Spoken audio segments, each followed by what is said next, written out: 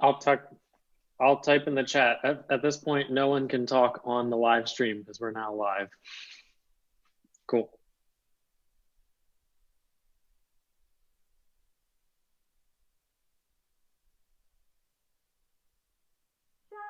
And put your money where your mouth is. That's what you get for waking up in Vegas. Oh, don't you dare look back. Just keep your eyes on me. I said you're holding back. She said, shut up and dance with me. This moment is my destiny. She said, ooh, shut up and dance with me.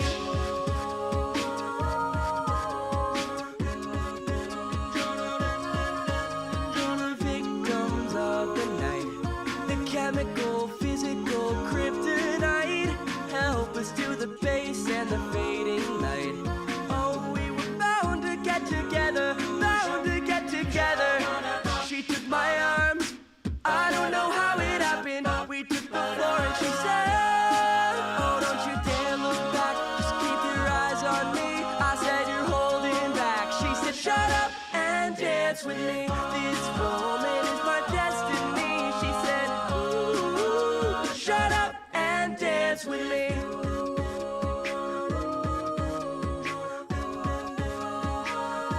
A backless dress and some beat-up sneaks. My discotheque, Juliet, teenage dream. I felt it in my chest as she looked at me. I knew we were bound to get together, bound to get together. She took my arm, I don't know how it happened. We took the floor and she said,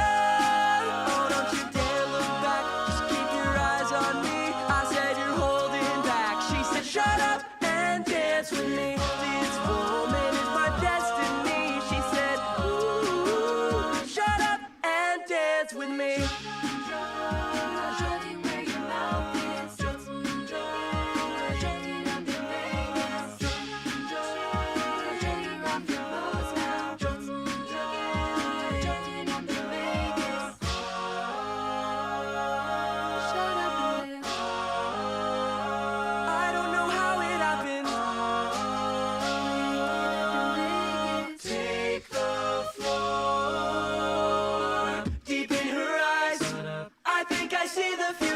I realize this is my last chance. She took my arm, I don't know how it happened. We took the floor and she said, oh, don't you dare look back, just keep your eyes on me.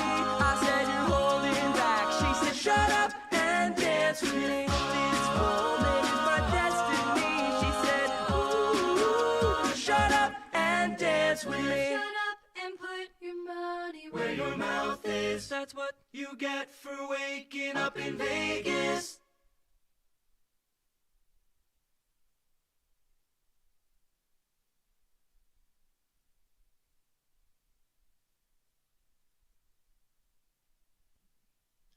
Hello, JMU families. Thanks for joining us tonight. My name is Candy Campbell, and I am the Assistant Vice President for Constituent Engagement. And our area includes alumni relations, annual giving, Women for Madison, volunteer engagement, and of course, parent relations. So we're here tonight to chat with you about what to expect coming up with Springboard and your student transitioning to JMU. I am lucky to work with a great staff from Parent Relations and members of our Parents Council who you see here tonight, and our Director of Orientation, Sarah Sunday. And of course, all of you families, our JMU Dukes that are coming to JMU this fall. So we are thrilled to have you. We're gonna ask some questions of our panelists, have them introduce everyone. And we all know that Summer Springboard this year is a little different because of COVID-19. And this year, our Springboard has been strictly for students. So we hope that tonight in this session, we will cover ways to prepare your student for their assigned date that's coming up, and also the many opportunities and resources available to you as parents and families for further information so that you feel really good about your Duke coming to Harrisonburg in the fall. JMU is a special place, and we are so excited to welcome you into our JMU family. So now we're going to start with the show. I'm going to ask Mark and Elizabeth to start by introducing themselves. Hi, welcome. I'm Mark and Elizabeth Lyles, and we are both class of '87. We have a daughter that graduated in 2016, Rachel, with a Master of Teaching degree, and is a teacher now down toward Lynchburg. And then we have a daughter, Emily, who is a rising senior and majoring in dietetics. Hello, we are Wilson and Gina Friend, and we're proud alumni of JMU. And we have two Duke daughters. One is a senior, Spanish major with several Spanish and language minors. And then our daughter, Sydney, is then a rising junior, and she's a sports and rec management major with a business minor as well. Very happy to meet each of you. Hey everyone, my name is Miki Solon. I live in Lumberton, New Jersey, which is about 20 minutes east of Philadelphia. I'm a 1987 JMU grad with an IT degree. My wife Diane and I joined the Parents Council in 2012 when our oldest daughter Kelsey entered the school. She's a 2016 JMU grad. She was an IT major and a student athlete at JMU. Youngest daughter Jillian is a rising senior, IDLS major, and she will be getting her master's in special education in 2022. Okay. I think it's going to Sarah now. Good evening, JMU Nation. Good evening, JMU Nation. This is Kim Pinnell, my husband, Craig. I am the class of, I graduated from 1990 and my husband in 1991. We have 3 children who all attend JMU. Our oldest 2 daughters are twins and they graduated in the class of 18. Allie just graduated in the class of 20 with her master's in sports leadership. And our daughter Jessie will graduate next year with a teaching degree in English language. And our son Jake is the class of 2022. Wow. Welcome. We're glad to have you. Thank you. Hi, everyone. I'm Sarah Sunday. I'm Director of Orientation, and I am here to help answer any questions about the orientation process, Summer Springboard, and how we can best support your students. Thank you all. Real quick, before we get started with our questions, I just wanted to encourage anyone out there to, if you have questions, please leave your questions in the chat or the comment section on Facebook or YouTube. And if we have time at the end, we will try and get to the questions that you have out there. So I'm going to go ahead and start with Wilson and Gina and ask them a question. As past chairs of our Parents Council, you all just finished your reign as chairs and current members of the Parents Council, clearly.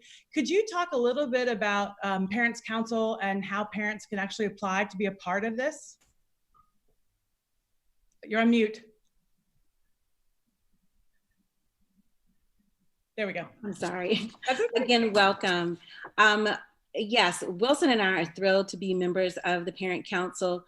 The Parent Council was established in 1978 as a liaison between the university and the parent body. And so part of our job is to provide feedback and give guidance on programs related to parents, as well as serve as spokespersons and advocates for the university. With nearly 200 members, we represent each of the 4 classes. And as Parent Council members, you're eligible to serve until your student is no longer enrolled at JMU. Some of our responsibilities include participating in the Parent Council Endowment Scholarship Fund or any JMU fund of your choice.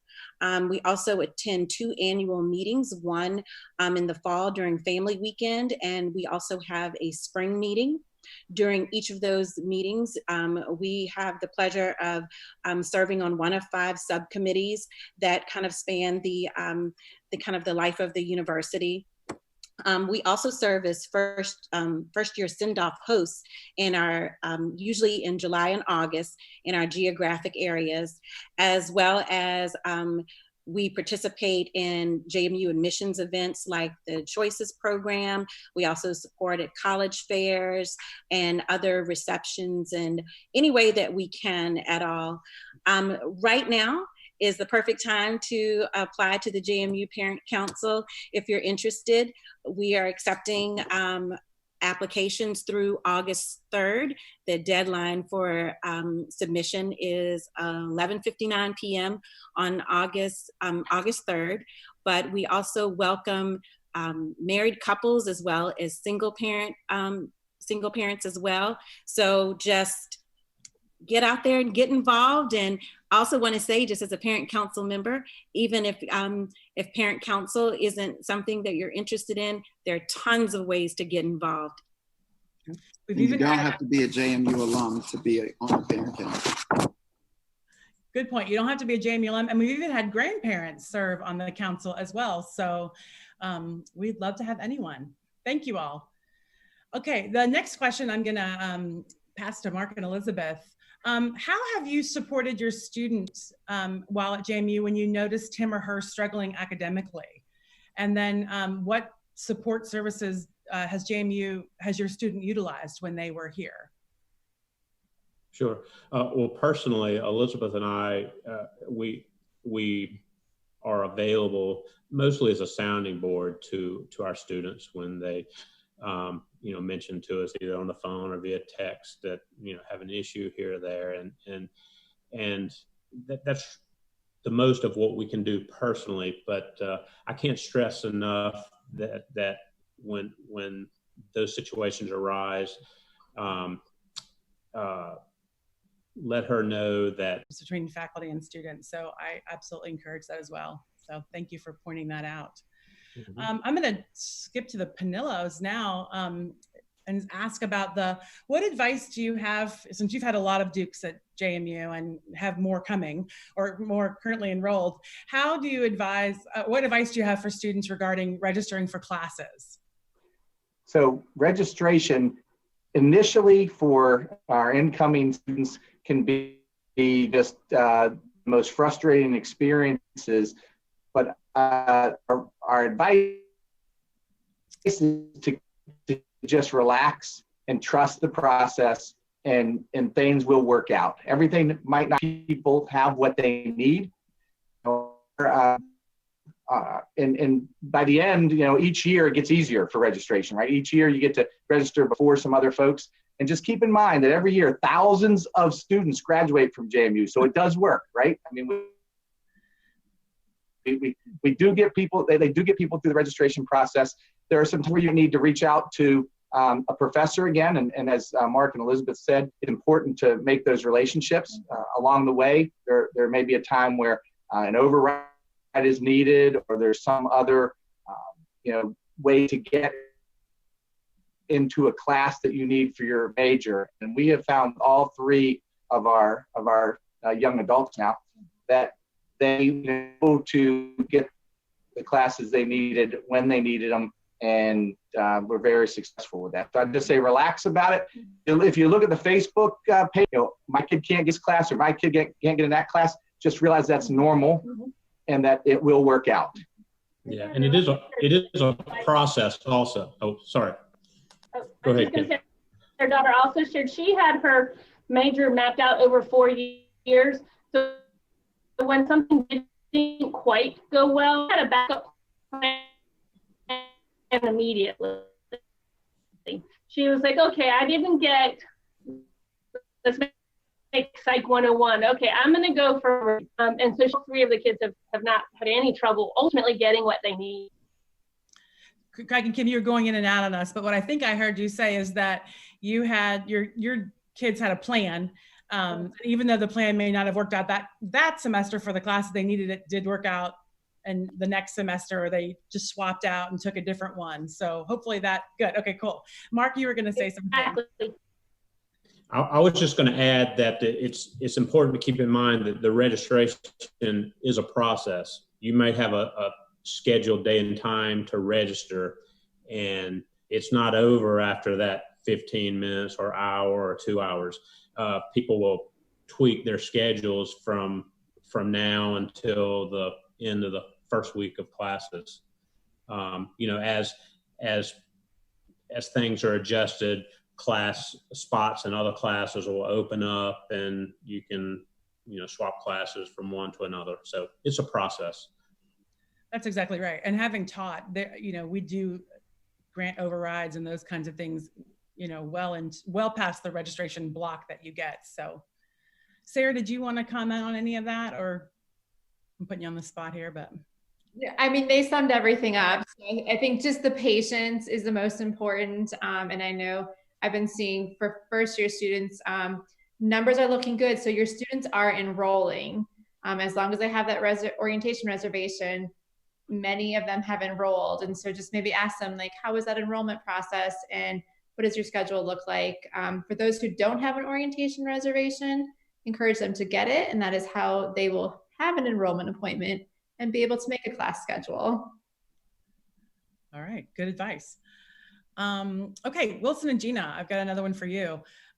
Textbooks are always a hot topic for people and families. So how do your students know what books are required for each class? When and how did your students rent or buy textbooks, and where did they get those? Well, I would have to say it's been much easier the second time around with our middle daughter, Sydney. Our first time, you know, I think, you know, we were anxious, she was anxious. And as soon as the syllabus, you know, hit the email box, we bought every book right away, and we didn't care, we just got it. I would say, you know, going forward with a little bit of experience under our belt now, I would definitely, you know, suggest, you know, really making sure your child looks at the syllabus. Sometimes the professor will say right away, like, you need this book, you know, the first day of class. And so then, of course, you get right on it. You can get books through the bookstore or Amazon or Chegg. There are many different places you can get it. But a lot of times, you know, through our experience, what our girls have learned is that if they wait until that first day of class, at least go to class, hear from the professor, you know, sometimes they'll give you a little more guidance and input on, you know, getting your books, you know, as they're there longer. They'll also have friends that, you know, sometimes they're able to swap books with. Mm-hmm. But we've had great success with renting books through the university, as well as on Amazon and other places as well. So I say just keep your options open. Great. And students have a great network as well that they'll post kind of on websites and others to then say, hey, I've got this book or that book available either for sale and others. So a number of avenues. Great. All right. Miki, how often do you communicate with your student at JMU? That's a great question. It seems to, the span between gets farther apart, I guess, as the years go by. But I know early on with my second daughter, she definitely had an adjustment to the distance. I mean, we're 4.5 to 5 hours from JMU. So I don't think she fully thought that out initially because she was certainly comfortable with the campus because our oldest daughter went there. I went there. She had been there multiple times, loved the school. Certainly early on with her, it was a lot. Kelsey, not so much. I mean, she was traveling when she was on the golf team quite a bit. Even when we came down for parents council meetings, she was generally out of town for a tournament. So, and she was a little more, less hands-on, Jill, you know, so, and obviously today with, you know, text and email, it's, you know, you could just a simple text, hey, how you doing? So, yeah. Anybody else have another experience with your students and how often you communicated? Anybody never hear from them? So I would tell you, you know, I know that with my wife, she would hear from them quite a bit. As you know, the dad, I would hear about them or hear from them when they needed money. So it was just, it varied, but I would tell you, don't be alarmed if you don't. It's a good thing. Because then that just means that they're transitioning, they are making friends, they're kind of building their own networks, and that's a good thing. So, you know, we would always tell them, you know, hey, just text us, let us know that everything's okay. And so it would vary, especially as then the school year went on, and then they've kind of built those networks. So the one thing I would say is have your kid get involved early. Because then that makes, you know, missing home and those things a lot less, because then they're able to quickly build some relationships and friendships relatively quickly, and there will be an org night and others that they can talk about all of that. That's good. Yeah. The more they launch, the less you hear. Well, I'll call you, Wilson, and ask for money. I'll be happy to do that if it makes you feel better. All right. Anybody else want to comment on student communication? I just follow up and will say that with Jill, I know a key for her during the orientation week was her frog was very helpful. I know getting involved in that whole orientation week was huge. You know, do the activities, because you do get to know people there that you may not necessarily get to know once you're in your major and what have you. So I know that was key for her. Good, great. All right. So let me ask the next question. The Family Education Rights and Privacy Act, also known as FERPA, you may have heard of that, prevents the university from simply handing over student grades. But as parents, did you ask your student to see their grades? And if you did or didn't, why or why not? How did you all handle that as parents? Mark and Elizabeth, do you want to, I see you coming forward. Sure. I think I'll start and then you can add. We keep a line of communications with regarding grades. One reason we like to, you know, if there's any struggling that our students having, we like to be able to offer suggestions as a sounding board. And secondly, we don't like surprises. Yeah, I think that, you know, when they do struggle and if they are, you know, having a class where the grade may not turn out as well, then, you know, they're less likely to tell you. But as we've seen, you know, it's just stay in front of the professor, use those resources that you have, ask those questions. Don't be scared to ask those questions. That's what you're there to do, is to learn. Right. And then when those good surprises come, you're just like the biggest cheerleader for them, because, you know, they're seeing that they're doing something on their own. And, you know, it's not like bringing home the grades before where you got to sign anything, and you will find out if they do have to repeat a class, and it's not the end of the world if they have to repeat a class. We've had both daughters had to do it, and it wasn't the end of the world, and it worked out okay. Sometimes it was a better benefit for them in the long run. It's good advice. Very good advice. Yeah, so, I didn't really, sorry, real quick. I didn't ask either daughter for access to their MyMadison, but they were both, you know, obviously engaged and telling me how things were going. So it was easy to pick up on if there was something and just needed a little assessment or help with. So yeah, didn't need to really. Okay, thank you. Thank you. So we get in the question, how many credits are normal for a freshman to take the first semester? And then, you know, how many questions or credits or classes did your students take when during their freshman year, if you can remember that far back? So we'll try to answer that. Can you guys hear us okay? I know we're coming in and out a little bit. Yeah, and if you don't, great, thanks. So, you know, the first semester's recommendation might be to take a little less that first semester. Each of our kids took, I think, 15, 16 first semester, and then they ended up having to take 18 hours occasionally through some other semesters, and they all double majored, so that allowed them, that 18 hours allowed them to get a few more you know, hours each semester for those double majors. But that first semester is a time where a lot of adjustment happens, so if they can take a little bit less, it might not be hurtful. It's good advice. Anybody else have a different experience with your students? Miki? Yeah, I would say,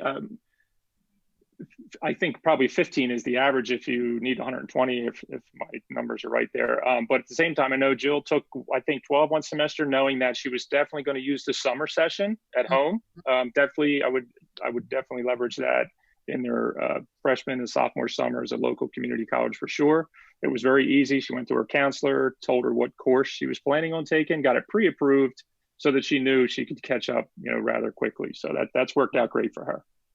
Yeah, I would agree. I think for our middle daughter who's dyslexic, we wanted to kind of transition her in, and she took 12 hours the first semester just to kind of get acclimated to the school and the process. and then kind of ramped up, and then has taken, you know, a couple of classes over the summer. So only thing I would say is just know your child, and understand the fact that it is an adjustment. So, you know, to really carry a heavy course load, you know, right away can be a little challenging. So have that conversation and let them know it's okay, because their counselors and all will work with them to kind of develop a plan, so they get all the credit hours that they need. Great, thank you. So we have another question about orientation. So I'm gonna ditch this one to Sarah, but with orientation being virtual this year, what does that look like for the student and for our families? Yeah, I'm happy to answer that. So orientation is going to be virtual, and for students, we are asking that they go to the one book, and in the one book is a variety of steps that they have to complete to make their reservation. And then that will allow them to declare their major, and then it will also allow them to choose an orientation day. And so Summer Springboard is what we call orientation. I know that it can get confusing because we have all these different names at JMU and we have acronyms, but Summer Springboard is the first year orientation day. We call it that because it's really their springboard into the university. And for students, we're really encouraging that it's just students who are attending, because we know that not everyone has multiple devices, not everyone has access to a computer, not everyone has access to reliable internet. And so we really want to focus to make sure that the students are the ones who are able to attend. And so for families, you are welcome to attend the University Welcome. And so, you know, if your students say, hey, I'm going to Springboard today, and they pull their computer out and they are joining for that, University Welcome is a great thing to join. The day is going to be from 12 to 5 p.m. and that schedule can be found on our orientation website. There's a section for first year Summer Springboard, or for Summer Springboard, and then it'll say for first year students. So you can click on that, you can see that schedule. That schedule is also on the family page, so you can see what they'll be experiencing. And then you'll notice on the family page as well that there's information for you all to be able to participate in throughout the summer. And so this is one of the ways to participate through live chats that we have. We've had some chats already because that summer family program is June 1st through August 7th. And so there's topical areas every single week that we're sharing about information about the university. We have another live chat on Thursday about business services, so how to pay the bill, financial aid, their Flex and Jack card. So again, I'm using acronyms, but their Jack card is their student ID card, and on that there's several different accounts that they can use to pay for on-campus services and for their meal plan as well. And so those are the ways that families can get involved. And then for students, I guess I didn't finish what they'll be doing, but just to give a recap of what they're doing, they'll be able to participate in University Welcome. They'll have a chance to meet their orientation peer advisor, who's an upper class student who is helping them in this transition and answering questions. They'll be able to attend their college session to learn more about the expectations and requirements for their major. And then they're also going to have a chance to connect with their academic advisor. And so if they have questions about their schedule, because they should have already enrolled in classes, that they can then follow up with their academic advisor about any of those questions. And so that's what the day will look like. Again, we really encourage that it's students only, but you can help your student by asking lots of questions of them of what they hope to gain from the day and what you would like to know, and then you can have some really good conversations at the end of that day. Great, thanks, Sarah. We have a question from Patricia out there. How can we get security alerts sent to us as well? Your students will get them. I guess Patricia's asking, how does she get one too? She heard that students got one today. Anybody want to answer that? Or Sarah, maybe that's a question for you. Did any of the parents get alerts? I've gotten alerts. I don't remember now. 3 years, something 4 that, 4 years into it. You can set that up in MyMadison. you can set that up in my Madison. Yeah. In my Madison. Yes. So Yeah. on your MyMadison account, I believe you can go in and set some preferences. So then that way you can receive the alerts. Okay. Yep. So go into MyMadison, set up the preferences. There's also an app, it's called LiveSafe, and Yes. that's what we also really encourage families to utilize. Students can go in, we want them to make sure that when they go into MyMadison and set up their personal emergency, there's two things. They set up already in the one book an emergency contact. So if something happened that we had to get in touch with a family member, then that emergency contact is there. And there's an emergency alert notification. So if something happens on campus, we can share information out. And so we really want to make sure that the student's information is in there.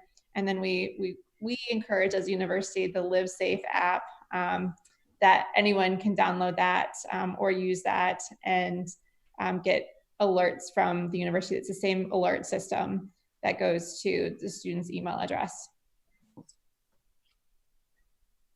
Does anybody else get those alerts? Yeah, Canny, we use the LiveSafe app and it works. Yeah, we use the app and it works really well. We get the alerts sometimes even before the kids do, but you know, they come quickly and keep us up to keep the information.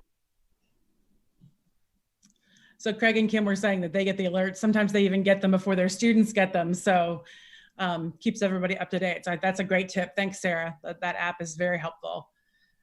Well, another question I'll open up to our Parents Council members here is, what advice would you give to new JMU families? Or what are the things that you wish you would have known, you know, going in as a new family with a freshman coming to JMU? What advice can you give? Let's start with the friends. Gosh, where do I start? So one I would say is don't think you need to pack everything for their room. My first daughter and my wife had, you know, we had 2 vehicles going up, and the dimensions for the room were smaller than the room they have here, and they only have half of it.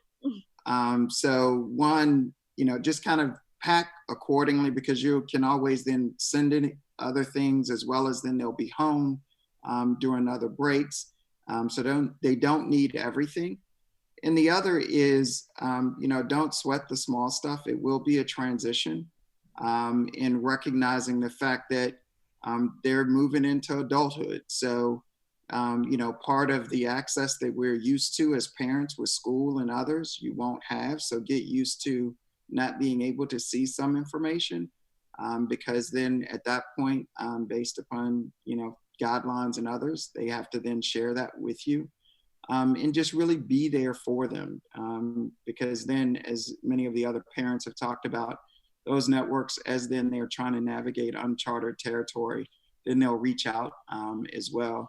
And the last thing I would say is the meal plan. Know your child. Don't get the 3 meals a day if your child's not going to eat 3 meals a day.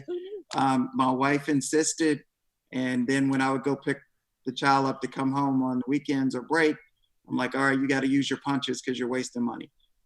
So don't do that. Gina just wanted them to be fed. Yes. And to have like 5 bottles of laundry detergent, and you know, who knew? I would just add, when your allotted time is for move-in, to make sure you don't go, you know, before that, number one, because it'll be a very quick process. There's plenty of people to help you there with that process. So make sure your stuff is labeled, you know, for your room number with your name. That's very helpful. Stuff gets, I literally, with both my daughters, didn't have to leave the assigned parking area. I just was handing off stuff.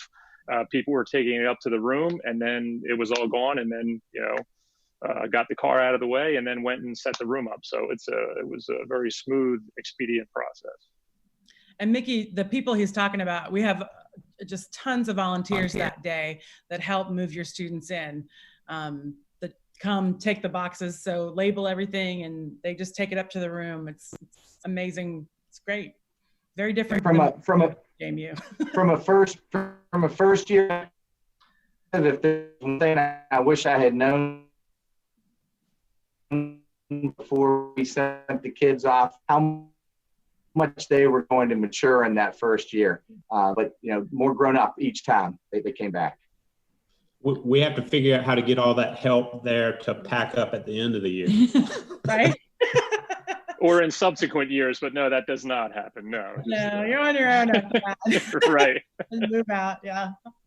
I would just tell everybody to, you know, make sure that the student is getting engaged and staying engaged, and they will make lifelong friends. You know, we graduated in 1987, and I never thought I would be doing what I'm doing today, serving as, you know, an ambassador to JMU.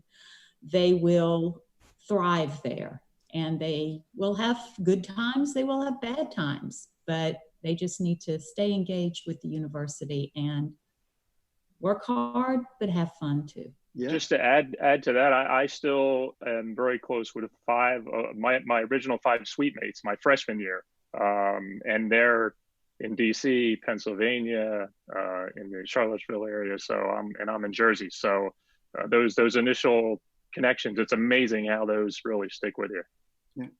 The only other thing I would just say is that the kids may, in their second semester, begin receiving communications from apartment complexes up there at JMU, and don't feel pressured. They will feel the pressure that, oh, I've got to then sign up for this apartment or that, because a lot of those leases, once they sign them, you can't get out easily, as well as then the fact that maybe the friend they thought they were going to move in with, you know, first semester might not be the same person that they might want to move in with at the end of second semester. So there's plenty of off-campus housing if they choose to do that, that's available. So don't let them, you know, feel pressured. They will feel it. We did with both of them, and recognize that there was plenty of apartments to go around if that's what they chose to do. So Plenty. Yeah, the apartments will start putting that full court press on in September for the following year. Right. And it's good to wait. That's great advice, Wilson. Thank you. We've got a question too that came in, and maybe Sarah can help with this one, about a guest. Is there a guest or parent login to get into a student's MyMadison account so that they can monitor accounts and transcripts and Madison Money Manager?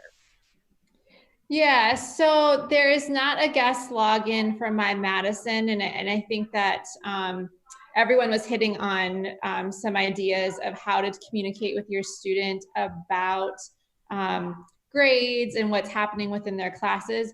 We always recommend that you have that communication with students first. Have a conversation this summer about what are your expectations for their grades, and when you want to talk about how they're doing, you know, and so maybe if it's weekly check-ins that you're asking about their different classes, maybe, you know, they need to present to you their midterm grades and a plan for how they're going to proceed for the rest of the semester. But really set those expectations of how you are going to talk with your student about their grades, because we really want them to take ownership over their MyMadison account, and to really take that responsibility, because this is giving them a chance to be an adult. And so if they're the ones who can be managers of that, that is going to be the most crucial and critical process. And then if you set those expectations, then they know and understand what's needed of them their first semester and beyond. And then as far as Madison Money Manager, on page 28 of the one book, there's information about Madison Money Manager, but your student needs to create an authorized user if you would like to see the bill and other financial information. And so they can do that, so that then you do have access to the financial component. At this time, like I said, we don't have guest login for MyMadison, but we know that you're having great conversations with your students, and so they can share information with you without having to have that access. So great, thank you. Another question's come in about students getting involved. How did your student get involved with clubs and organizations, and how do they know what was out there? Anybody want to take that one? Sure. They will have student org night when they get there. And every organization across the campus is set up, and they can kind of do a speed dating to really then learn about the various organizations and then sign up to participate. And again, I just strongly encourage your children to get involved because, and again, there are clubs and organizations for anything and everything that might align with their passions and what they love. So I would just encourage them to get involved because then that friend network really begins to build. They kind of get their sea legs under them and start to then feel like they too are contributing to the university in a multitude of ways just besides being a student. So that's one of the key nights for them to make sure that they participate in. And we have hundreds of clubs and organizations on campus for your student to choose from. So yes, and just I would say check in with their RA or their frog to find out when that student org night is so that they don't miss it and they can get involved. And I'm not sure if this was at the org night or not, but intramurals too through rec. Lots of opportunities because many of the children have participated in sports and whatnot. And the kids all have had a blast trying wild things that they didn't necessarily play. So that's a great opportunity for them to also stay physically active, which helps with some of the other stresses as well. So that's something we'd highly recommend as well. Yes, great point. We have club sports, intramural sports, all kinds of recreational activities. So great point. Let me see. Another question has come in.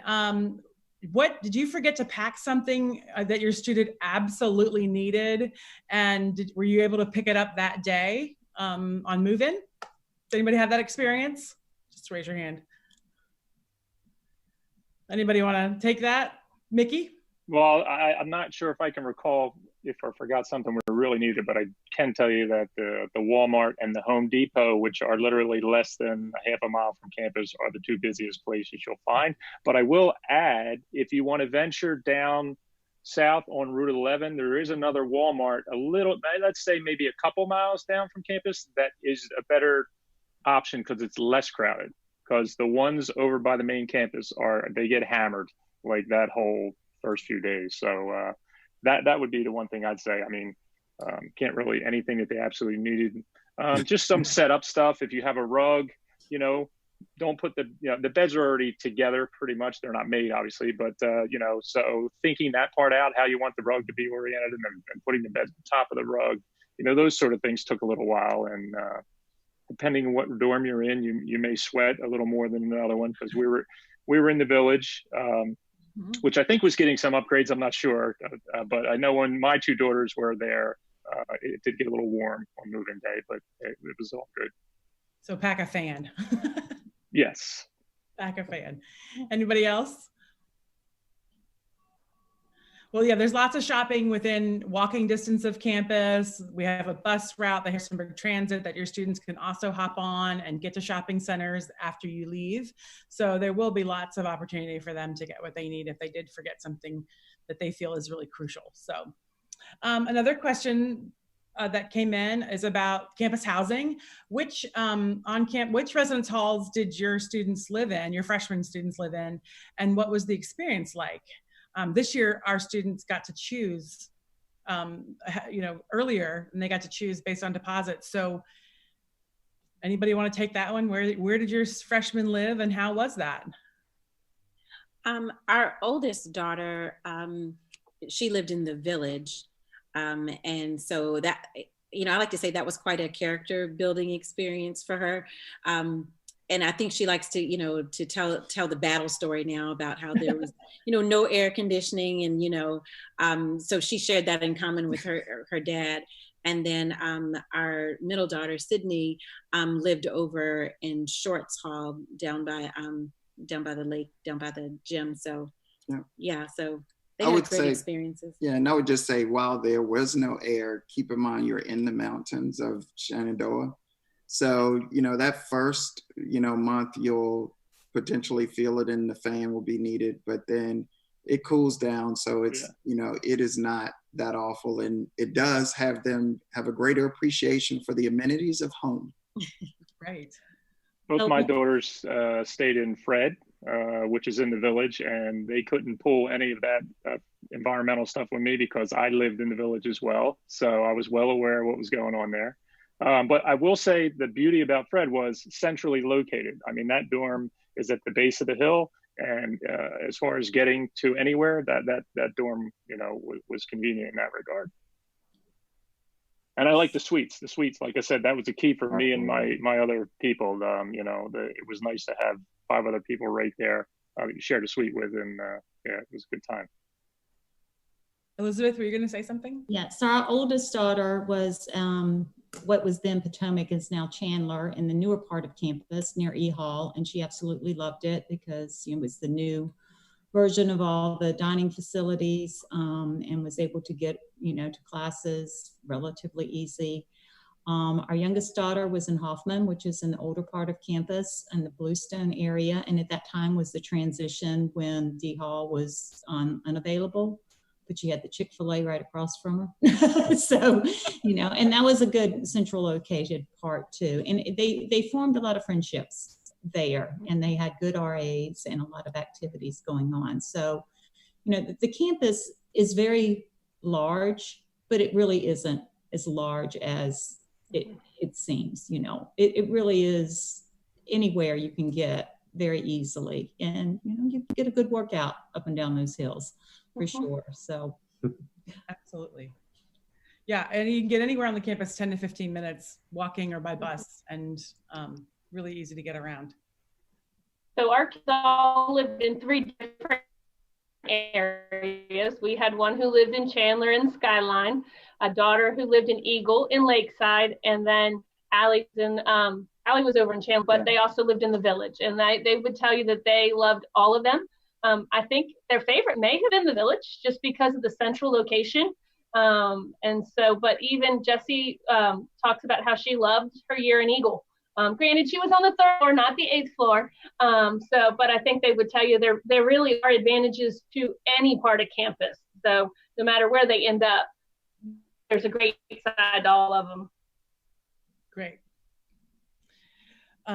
We just got a question about, is JMU planning to allow club sports this fall? And I'll just say that I'm not sure that the Parents Council have the answers for that. I would recommend that as we move through the summer and into the fall that you continue to check the COVID-19 webpage that JMU has set up on our homepage. That is where you'll get the latest and greatest of what we're doing as a university in response to the pandemic. So, and then as your student comes on, they can also, UREC is where a lot of those club sports and intramural sports work within. And so that's another place that they could check that website for university recreation or call and talk to somebody there about that question. So anything else that this group of Parents Council members would like to add for our audience today? The one thing I would like to add as a parent, please, know that at any time you can reach out to the Parent Relations Office if you have questions. Oftentimes, parents have concerns, maybe if your child is anxious or maybe you're experiencing, you notice that your child's experiencing some undue stress and you want to reach out. I always say start with the Parent Relations Office. If they can't answer the question directly, they'll certainly get you in contact with who you need to be in contact with.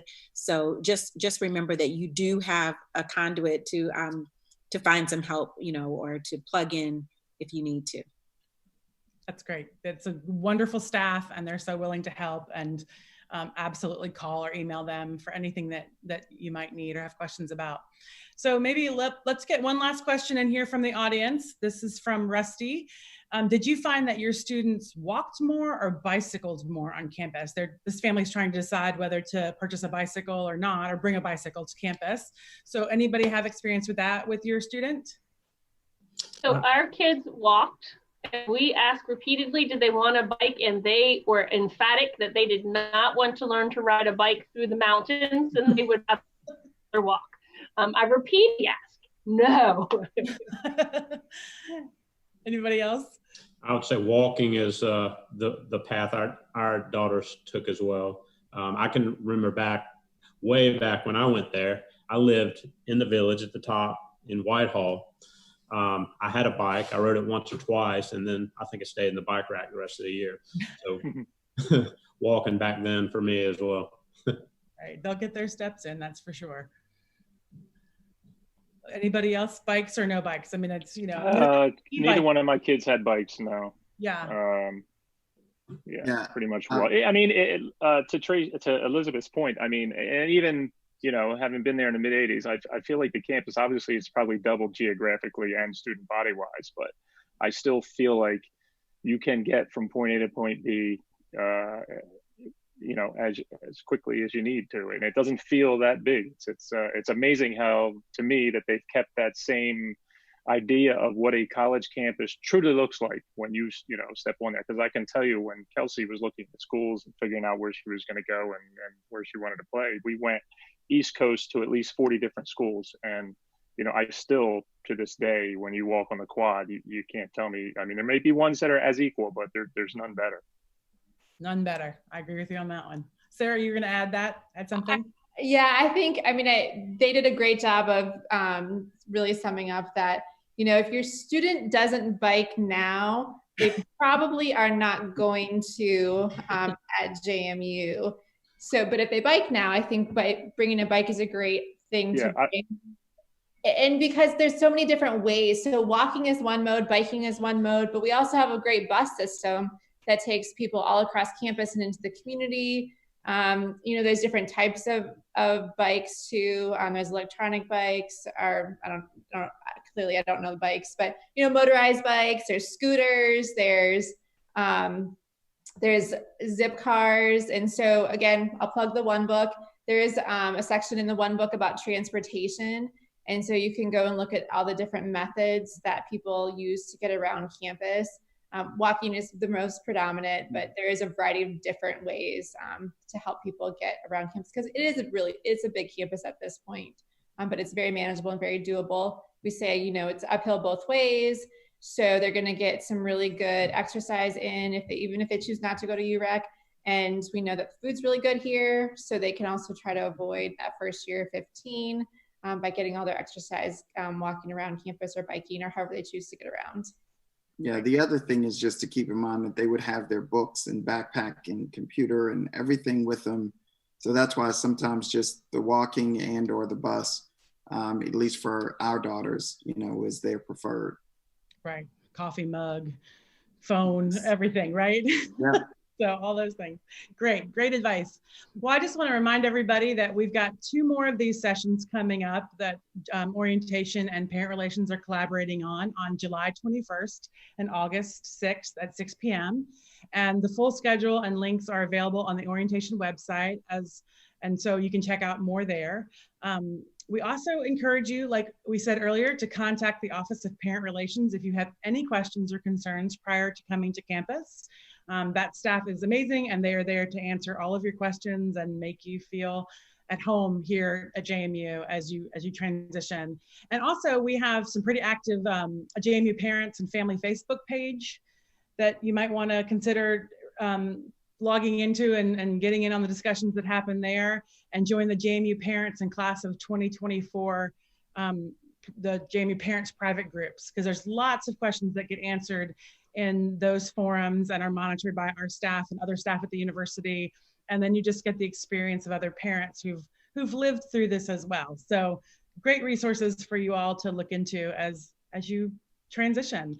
I want to thank you so much for joining us. I want to thank the Parents Council for being a part of this tonight and giving up your evening, Sarah, for your time from the orientation office. And we want to end with a JMU and a Parents Council tradition.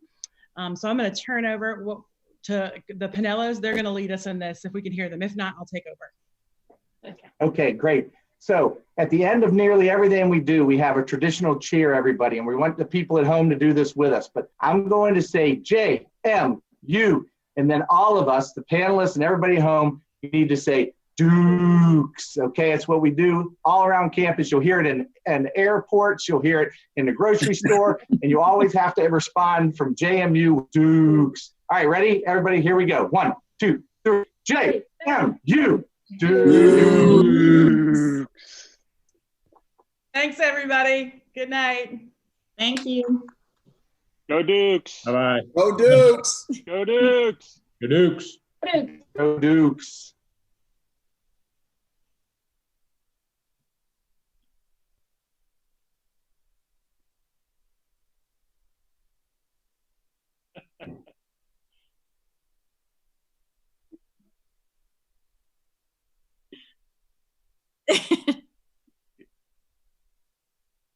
Yeah, I hope we didn't discourage bikes, but yeah.